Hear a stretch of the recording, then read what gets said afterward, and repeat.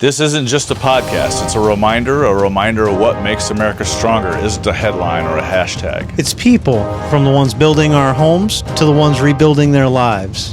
Veterans, tradesmen, neighbors, and volunteers. Real people doing real things. Here we find common ground first, and then we work on our differences. This is the Collective Perspective Podcast, where purpose, people, and progress meet. Hey everybody, welcome back to the Collective Perspective Podcast, and today we're talking about something that every person interacts with on a daily basis: music. Music shapes memories, emotions, identity, and culture, whether people realize it or not. Today, joining me is Marcus Young. What's up, Marcus? How you doing, man? And we're going to talk about the influence of music and the responsibility artists carry and why music is more powerful than people think. Yeah. I'm glad to have you, man. And I'm always grateful to be here. Yes, sir. I feel like we've been here before. Something's quick. I've had, if you don't know, I have these two other podcasts, and Marcus was on both of those. So, why do you think people connect to music so deeply, Marcus? It speaks to things that they might not have the words for. Just emotions, feelings, things that they go through. Words can sometimes tell a story that they can't always articulate themselves. We have a hard time conveying feelings and emotions. So songs sometimes, whether how the beat makes us feel or the words that are being said, normally can tell our story for us.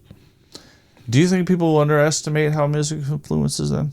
Yes, all the time. Yeah, they don't give it as much credit as they need to.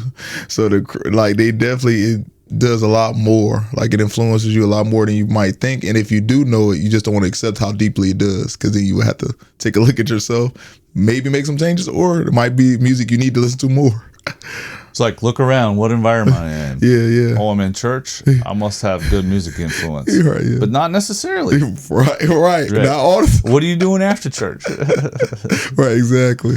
Who are you hanging out with? Yeah. What type of messaging are you listening and taking every day? You know, Yeah. Can music slowly shape the way people think, act, or view the world over time? Yeah, one of the things when we talked about before is repetition. Like, the more you take it in, you are feeding yourself whatever that message is.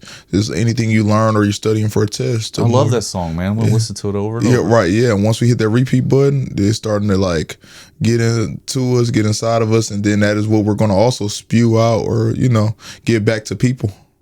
Yeah. Good thing Run the Jewels didn't get to me. Right, yeah. I didn't go actually commit armed robbery. Right, yeah, I'm telling you. Some songs be like, am I this person? But, I like the political message and, stuff like that. Yeah. But I would say my biggest influence is probably Bob Marley. Okay, is my biggest musical influence. How about you? Oh man, that's tough because I'm more like a multiversal, multifaceted. If you had to pick one person, what would you say? Like, man, I can't give it. If you had to give up every artist you listen to, which artist would you keep? How about that one? I still say, because it's grounded in my foundation, Commission would have to stay. Commission. The group he was in. That would What's his name? Commission. The group was Commission, but Fred Hammond was in that group with like Fred Marvin Hammond, Sapp, Keith Stanton, all of them. So I would say I would. Getting you? Yeah. Huh? Yeah. Like, so guys, I'm going to just put this disclaimer in. Sometimes my hair starts growing, my mustache starts flipping. And then, so if you see me, you got to keep it out the way so you can get the Mario. I probably won't keep that. Yeah, you're good. But, what's God? But I started with my question. I wouldn't ask.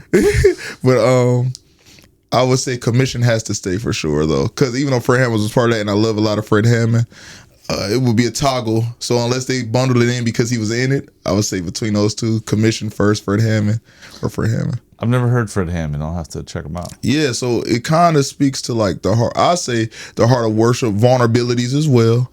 Like, I love the message because he takes it from the Bible, and it's not cliche Bible. Like, it's not like he's just rehearsing the scriptures. He's actually giving you another innovative way to give you Bible, and it's really heart sentiment, like, to God.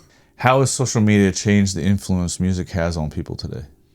Oh yeah, I think it has a huge impact. Like, on the upscale, music is being heard at mass volume.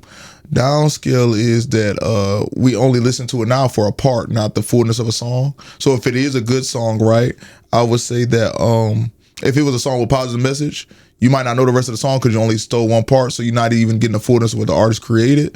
If it was a negative song, you get the one negative part, but it makes you want to go find something that, and then even if, so it's just quick intake, instant gratification. So you might be exorbitant music, whether good or bad, but now it's just like a segment. We're not even listening to full bodies of work anymore.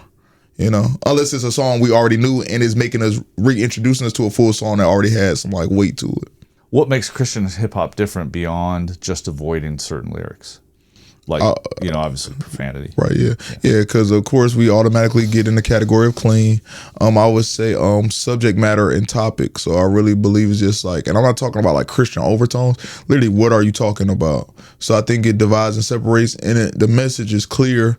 I would say, depending on what type of Christian hip hop artist you are, it should be very telling when you listen, once you hear certain tones, because you might not have to say Jesus, Jesus, but you might be like, I look to the hills, like what's coming my help. Some lines that might automatically point you upward, or like even if a person that doesn't listen to Christian hip hop necessarily knows Christian hip hop, but they hear the words, like I could tell this has an inspirational or positive message, or this makes me think about God S Jesus type like things when I hear it. Because I've seen people that don't know it's Christian hip hop, but they could get a sense or a feel based on what the message is that it is. What should parents pay attention to when it comes to music their kids consume? Because I know, as a father yourself, and myself being a father, what I listen to, my kids are listening to. Yeah. So, and the music that I put out there and I listen to, they're listening to what those lyrics are saying eventually. Yeah. And what kind of influence? What should parents do? I would say definitely. I think we're the guardians of their entry points, sensory, anything. I'll be honest, to give parents this grace. Sometimes we can't help kids movies, because some kids movies actually have adult songs that feel good or fit the kids songs or things, right? Hey Y'all, I think is in one of the kids movies, but my kids know it, and I'm like, oh, well, this song isn't necessarily like a kid's song, but you put it in a kid's movie, you know what I'm saying? So I might not be able to protect that barrier, but what I would say is like, to whatever you're able to do, because parenting is a job in itself, just make sure that you're putting things in front of your kids that you want them to repeat. My kids know my songs front to back, and they don't even listen to them every day. So because they know that that's daddy's voice, they're like, hey, we know that song. Like, so if I put on something, like it could be a new song I haven't released yet, because they heard it once or twice, they're seeing it. So that's the same thing for a sound or a song that has impact outside of that. So always be mindful, because whatever you give them first might last longer to them compared to our fading memory. Like their memory sticks a lot stronger than ours do. So something simple to us that passed throughout the day, for them is like, that's my social interaction for the day. That means bigger and more than the bills you got to deal with mom or dad. Like, so it's gonna stick. They're not thinking about or worried about the things we're worried about. So just be mindful. Whatever you present to them that day, that lasts longer and stronger than the multiple things we take care of just to take care of them. Thinking about back when I was younger, man, and my musical influence, my father wasn't really into music as much as my mother, but I wouldn't say they didn't influence me in a bad way, right, yeah. musically. But, as I mentioned before, well, I started out with listening to heavy metal. Yeah. And my dad said, hey, we'll give you the Columbia House membership. You can get whatever you want if you just change that. And I changed to punk rock, which wasn't that much better. Yeah. Or the Smiths. But that shaped my influence, who I hung around. Yeah. Had that been different or dictated to me, or at least I had a different type of influence where, like, no, this is what we're listening to, my life probably would have turned out a lot different. Yeah. But, you can't change the way that is. But what advice would you give a young artist trying to create meaningful music? I would say break the rules, break within reason. Of course, I know that can sound like, but like break your own rules of perfection. Like, don't try to be perfect. Don't try to make the perfect sound, perfect music. Like, you'll make good music because you tried everything and refine it. So it's just like if you were making a sword or blade or any type of thing, your weapon of choice, video game, like choose your weapon, like let your music be that, experiment, and then try to capture that. Like, and not even to talk about my process so much giving you the answer. It's like, hey, I've been able to experiment with different things, but I wouldn't say I'm a perfectionist, but I did want things to be right. I didn't want to make a mistake. So that can hinder the process of finding your sound. So it costs you a lot more time. So if you dig into different sounds and understanding your message and who you are, you'll come up a lot better and quicker with spending that time experimenting with things to be the artist you were called to be and who you were created to be. Like your sound, your actual genuine sound that comes from you. And now it's time for our fast round. Yeah, You've been through this before on Gavin's podcast. Gavin's podcast is right here or right there. Lyrics or beat first? That's a tough one, huh? Yeah, Because psychologically, we all hear the beat first. Yeah. But what if we heard lyrics first? I think it's still beat for me because I have a lot of voice memos when I'm building out a song, and I'm hearing melody lines. Like I'm kind of hearing the sound. So the words are coming with the line, but I still do visualize or picture the colors are kind of like the sound first. I think because I'm picturing the levels that it will give the words. So even though I would like to say lyrics personally, I would still have to say beat. I would still have to say yeah. What was your, well, you already know that, Frank Hammond. Yeah, Fred Hammond. What's your most influential artist growing up? Yeah, Fred Hammond, yeah. I would say, if I were to answer that, that's a tough one. Because Bob Marley wasn't until later in life. I would say that's probably my most influential then. But growing up, it was definitely punk rock related. I can't. There's a band called Bad Religion. Okay. Yeah. I would say that's my most influential, definitely. But the thing about Bad Religion isn't necessarily saying that religion is bad. Yeah. It was more of a, like you said, break the rules. So it's more to make their parents mad. But their messages are actually not always necessarily positive, but they're not self-destructive. Right, like something that could cause harm to others, cause harm let's to go self. fight and kill, you know? Or let's commit suicide. Right, yeah. Like the Suicide Boys. Anyway, message or replay value? What's more important to you? Message for sure. So yeah, even though I couldn't get lyrics on the first one, if we're talking in the context of this question, I would definitely say message because if it had to speak to me, speak to my heart, which gets the replay value. Like that message doesn't connect, I'm probably not going to play it again. Yeah. Music that heals or music that escapes? Oh, I need music that heals. I need something that helps hard. You don't want to I gotta listen to some music and just escape for a while. Yeah, I will, because I think it's both for me, man. Yeah, because music, I haven't seen a song that helps me run away from my problems because I'm a thinker. Like I think a lot, so I need something that helps to quell my mind because I'm actively thinking. Like I think so much, my dreams gonna embody my thought. So I can't really. It's hard to run away because I'm constantly thinking. So I think music that heals kind of helps rein in the wildness of Well, you could escape and be positive. You could be in a bad situation where you need to escape into something positive. Right, yeah. Because I would say when music helped me escape is through the form of dance stuff. So when I found dance music to be able to evoke it through like a bodily response, I've escaped that way. But in a listener sense, probably say music that heals, like just to sit with something. Because singing, even if I was a singer, rap a song along with it, still like the healing process of giving that part. But I say I've experienced escape with dance for sure, like release. What is your favorite part of creating music? Actually I know this sounds weird, but actually creating it.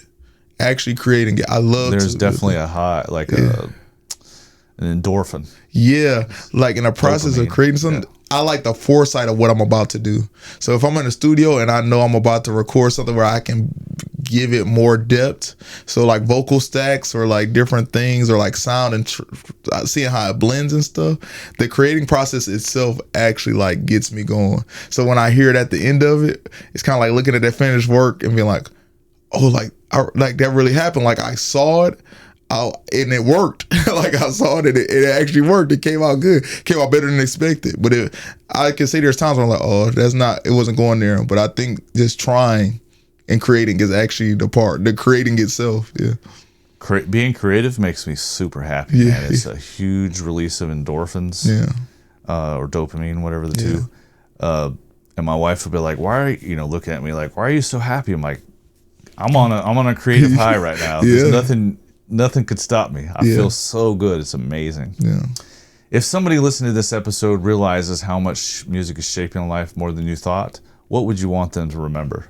Sound familiar? Yeah, kind of have a deja vu, but deja vu. But I would say definitely just if it puts a mirror on you, I like that. But if you have a mirror check because of what you see music has, made you do or shaped or influenced you, it's okay to look at yourself and don't feel ashamed. I think answering it in this lens is like, hey, it's okay to put that mirror check on, see how certain songs shaped you and shaped your life. And it's okay if you got to really say, wow, and it's okay to accept that you used to listen to it, but it doesn't define your character. So just because you were listening to something doesn't mean that it says who you are. It might have influenced who you are, but it doesn't say who you are. It's okay to look back and be like, hey, I'm not what I was listening to, right? But I know that there's other music I could resort to. I think when we think about Christian hip hop, if there was a hip hop song you liked, sometimes you do find a translating or parallel song to get you on another track or something. It doesn't always have to be Christian or gospel. There's just other music to replace music that once shaped you. Like there's other music. So explore. Like if you do have that moment where you see it's had an impact on you, explore other sounds so you don't feel committed to something that once shaped you. Hey everybody, thanks for listening to the podcast. Music carries influence whether you realize it or not. And today's conversation was about understanding that influence rather than ignoring it. Thanks, Marcus, for being on the podcast. Thank you, Jeff. Thank you. Could you give us a plug for your new album? Oh yeah, so we have Still Breathing dropping soon, very soon actually, in support and promotion of the concert, Still Breathing concert here at Murray Hill in Jacksonville, Florida. So Murray Hill Theater. So yeah, it's gonna be great vulnerability, good sound of music, happy music, and real conversation, real topics. And I hope that there's a message that speaks to you, and it's very diverse. So it's something on there for everybody. Might not be country or rock. We might get there one day, but I'm planning to. But as right now, you might get like a gospel, R&B, hip hop feel right now, a little bit of cinema as well in the album. So it's a mixture of different storytelling and a sonically spiritual experience, like visual experience, a sonic visual experience just in music platform. Yeah. Hey everybody, thanks for watching this episode. We'll put Marcus's information down in the description. If you liked this episode or you didn't, please share it anyway. Share it anyway. You should like it. You should like it. Let it help somebody else. Yeah, we're out to help someone else. Music shapes you, whether you want to believe it or not. Thanks for watching. Peace.